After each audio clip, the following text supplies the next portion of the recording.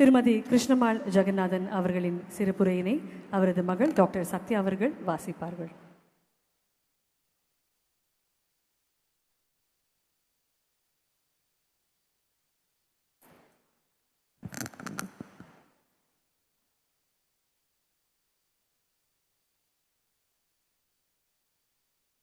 அனைவருக்கும் வணக்கம்.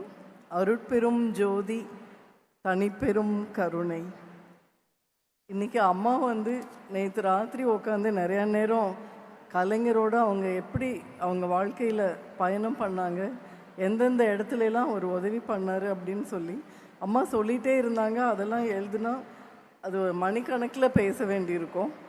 அதனால நேற்று அம்மா சொன்ன அத்தனையுமா ஒரு ரத்தின சுருக்கமாக ஒரு 5 நிமிஷம்தான் எங்களுக்கு டைம் கொடுத்துருக்காங்க.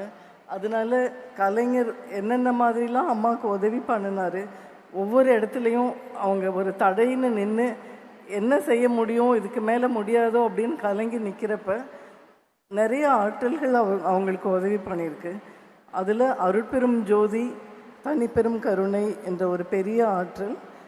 அதில் மெயினாக முக்கியமான ஒரு சொற்சுடர் அவங்கக்கிட்ட சொல்கிறது, எல்லாம் செயல்கூடும் என்னானே அம்பலத்தை. அவங்க முடியலன்னு சொல்லி எடுத்துகிட்டு கவர்மெண்ட்டில் ஃபைல் வச்சு நிற்கிறப்ப கலைஞர் கவலைப்படாதீங்க, எல்லாம் செயல்கூடும் அப்படின்றத நிறையா தடவை அம்மாவுக்கு அவர் செஞ்சு கொடுத்துருக்காரு. நேற்று அம்மா சொன்னதை நான் இப்போ எழுதி உங்களுக்காக வாசிக்கிறேன். அனைவருக்கும் வணக்கம். இன்று திரளான பெண்கள் தங்களின் முன்னேற்றத்திற்கான இந்த மாநாட்டிற்கு என்னை அழைத்தது மிகவும் மகிழ்ச்சியாக இருக்கிறது. மாண்புமிகு முதல்வர் ஸ்டாலின் மற்றும் விழா குழுவினர் அனைவருக்கும் நன்றி. பெண் சக்தி என்பது மிகுந்த ஆற்றல் கொண்ட ஒரு உயர்ந்த சக்தி. என்னுடைய வாழ்க்கையில் பல பெண்களின் முன்னேற்றத்திற்காக பாடுபட்ட நல்ல மனிதர்களை சந்திக்கும் பேறு பெற்றேன். அதில் முதன்மையானவர் டாக்டர் சவுந்தரம் ராமச்சந்திரன் அவர்கள். பெரிய செல்வந்தர் குடும்பத்தில், டிவிஎஸ் குடும்பத்தில் பிறந்தாலும் தன் வாழ்க்கையை அர்ப்பணித்து அவர் காந்தி கிராமத்தில் என்னை முதலாக தன்னுடைய குழந்தையாக தத்து எடுத்து வளர்த்தார். அப்பொழுது அந்த காலகட்டத்தில் அதிகமான இளம் பெண்களின் திருமணம் நடந்தது. கைம்பெண்கள் நிறைய பேர் ஒவ்வொரு வீட்டிலும் ஒரு மூலையில் ஒரு வெள்ளை உடை உடுத்தி தலையில் முக்காடு போட்டு அவர்களை உட்கார வைத்திருந்தார்கள். சவுந்தரம்மா அவர்கள் எல்லா சமுதாய எதிர்ப்புகளையும் கடந்து அப்பெண்களை அழைத்து காந்தி கிராம சேவிகா ஆசிரமத்தில் தங்கி கல்வியும் வேலை வாய்ப்பையும் செய்து கொடுத்தார். அவருடன் சேர்ந்து நானும் அர்ப்பணிப்புடன் பணியாற்றினேன். கல்லூரி முடித்தவுடன் இந்த அனுபவம் பல சவால்களை எதிர்கொள்வதற்கு அஸ்திவாரமாக இருந்தது. விதவைகள் மறுமணம் என்பது கேள்விப்படாத அந்த காலத்தில் சவுந்தரம்மா அவர்கள் தானே முன்மாதிரியாக விதவை மறுமணத்தை மேற்கொண்டார். அவர் வாழ்க்கையில் எதற்குமே அஞ்சியது இல்லை. அதற்கு அடுத்தபடியாக நான் வினோபா பாவேயுடன் நாடு முழுவதும் நடந்து நிலமற்ற மக்களுக்கு நிலச்சுவாந்தார்களிடமிருந்து அமைதியான முறையில் நில பரிமாற்றம் செய்யும் யாக வேள்வியில் பங்கேற்றது எனக்கு ஆன்ம பலத்தை கொடுத்தது. தமிழ்நாட்டில் 3 வருடம் ஒவ்வொரு கிராமமாக வினோபா பாவேயுடன் நான் நடந்து செல்லும்போது காமராஜர் ஐயாவும் உடன் இருந்தார். என் மனத்தில் மிகவும் தாக்கத்தை ஏற்படுத்திய ஒரு சம்பவம் என்றால் அது கீழ வெண்மணி கிராமத்தில் 57 ஆண்டுகளுக்கு முன்பாக ஒரு கொடூரமான நிகழ்வு. 44 பெண்களும் குழந்தைகளும் உயிருடன் எரித்து கொல்லப்பட்டார்கள். எதற்காக? ஒரு சிறு கூலி உயர்வு வேண்டும் என்று கேட்பதற்காக. நான் அந்த நேரத்தில் அந்த கீழவெண்மணி கிராமத்திற்கு சென்றபோது எல்லா உடல்களும் கருகி கிடந்தன. ஒரு தாய் தன்னுடைய உடல் எரிந்து கொண்டிருக்கும் போது தன் குழந்தை காப்பாற்ற வேண்டும் என்பதற்காக அந்த குழந்தையை குடிசையில் இருந்து தூக்கி எறிந்தார். ஆனால் அந்த குழந்தை எதிரில் இருக்கும் ஒரு மரத்தில் மோதி இறந்து விட்டது. ஆனால் அந்த இரத்த காயம் அந்த மரம் முழுவதும் இருந்தது. அந்த இடத்தை போய் நின்று பதைத்து பார்த்தபோது என் மனதில் தோன்றியது, இந்த மக்களுக்கு ஜாதிய ஒடுக்குமுறையிலிருந்து மீண்டும் இவர்கள் எழ வேண்டும். எந்த நிலத்தில் கூலி உயர்வுக்காக இவர்கள் உயிர் தியாகம் செய்தார்களோ அதே நிலத்திற்கு அவர்கள் உரிமையாளராக ஆக வேண்டும். இந்த பேராசை என் மனதில் இருந்து கொண்டே இருந்தது.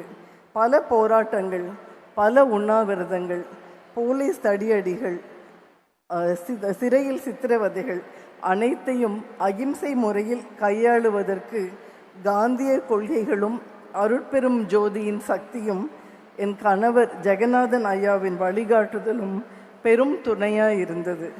இந்த நேரத்தில் நான் மறைந்த நம் தலைவர் ஐயா கருணாநிதி அவர்களின் உதவியை நன்றியுடன் நினைவு கூறுகிறேன். உழவனின் நில உரிமை இயக்கம் மூலமாக நிலத்தை வாங்கி பத்திரப்பதிவு செய்வதற்கு ஏழை எளிய மக்களிடம் அப்பொழுது காசு என்றுமே இருந்ததில்லை.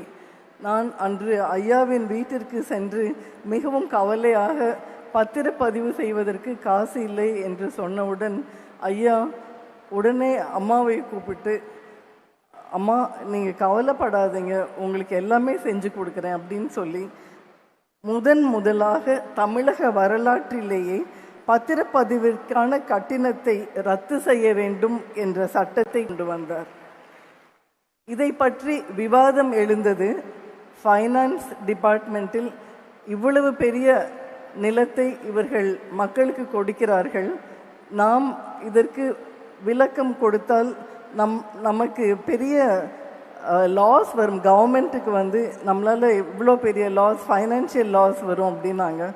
அப்போ மறைந்த கலைஞர் அவர்கள் எந்த நஷ்டம் வந்தாலும் பரவாயில்லை, இந்த ஏழை மக்கள் நிலம் உள்ளவர்களாக ஆக்குவதற்கு நாம் எந்த நஷ்டத்தையும் ஏற்றுக்கொள்ளலாம் என்று சொல்லி மக்களுக்காக கையெழுத்திட்டார். இந்த இலவச பத்திரப்பதிவு என்பது ஒரு பெரிய வரப்பிரசாதம். அது மட்டும் அல்லாது அந்த காலத்தில் பெண்களுக்கு கல்யாணத்து சமயத்தில் சில நகை நட்டுகளை மட்டுமே கொடுப்பார்கள். பெண்களுக்காக நிலத்தையோ வீட்டையோ யாரும் எழுதி வைத்ததில்லை.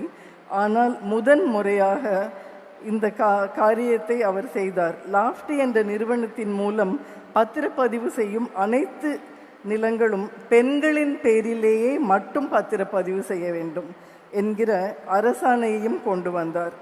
தமிழகத்தின் முதலாக கூலி உயர்வுக்காக போராடிய மக்களை அதே நிலத்திற்கு சொந்தக்காரர்களாக்கிய மாபெரும் சரித்திரம் நிகழ்ந்துள்ளது. இதன் மூலமாக பல்லாயிரக்கணக்கான குடும்பங்களின் வாழ்க்கை தரம் மேற்பட்டுள்ளது. இது மட்டும் போதாது, நிலம் மட்டும் போதாது, ஒரு மனித வாழ்க்கைக்கு வீடும் வேண்டும். லாஃப்டி நிறுவனத்தின் மூலமாக வீடு கட்டும் பணி மேற்கொண்ட பொழுது பலருக்கும் நில பட்டா இல்லாதது ஒரு குறையாக இருந்தது. அதற்கும் முதலாக கருணாநிதி ஐயாவின் இலவச பட்டா உத்தரவு அளித்து பெரும் உதவி செய்தார். நான் வீடு கட்ட ஆரம்பித்த போது என்னால் செங்கலுக்கு என்ன வழி செய்ய வேண்டும் என்று தெரியவில்லை.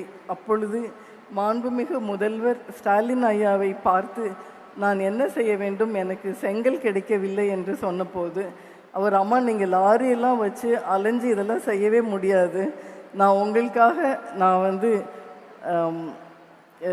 உங்களுக்கு நானே அங்கே ஆஷ் கொண்டு கொட்டி எல்லாம் செய்கிறதுக்கு நெய்வேலியிலேருந்து எல்லாமே அரேஞ்ச் பண்ணுறேன்னு சொல்லி ஒரே நாளில் எல்லாமே செஞ்சு ஒரு குறுகிய காலத்தில் 2000க்கும் அதிகமான வீடை லாஃப்டி மூலமாக கட்டுறதுக்கு உதவி செஞ்சாங்க.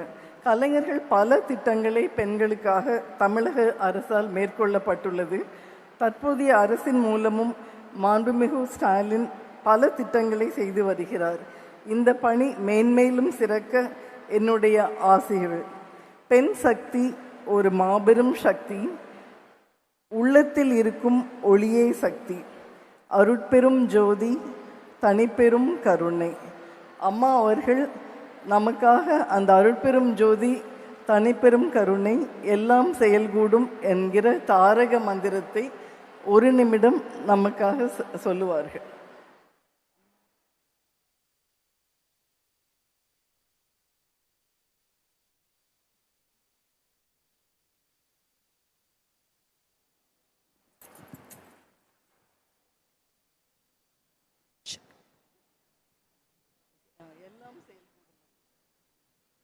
எல்லாம் செயல்கொழும் என் மானே அம்பலத்தை எல்லாம் வல்லாந்தனையை ஏத்து இன்று வருமோ நாளைக்கே வருமோ மற்றென்று வருமோ அறியேன் என் கோவே தோன்றும் அளவமோ ஏற்று வெளிக்குள் வெளிகடந்து சும்மா கிடக்கும் சுகம் அருட்பெரும் ஜோதி அருட்பெரும் ஜோதி தனிப்பெரும் கருணை அருட்பெரும் ஜோதி. உடனுக்குடன் செய்திகளை தெரிந்து கொள்ள சன் நியூஸ் பெல் ஐகானை கிளிக் பண்ணுங்க.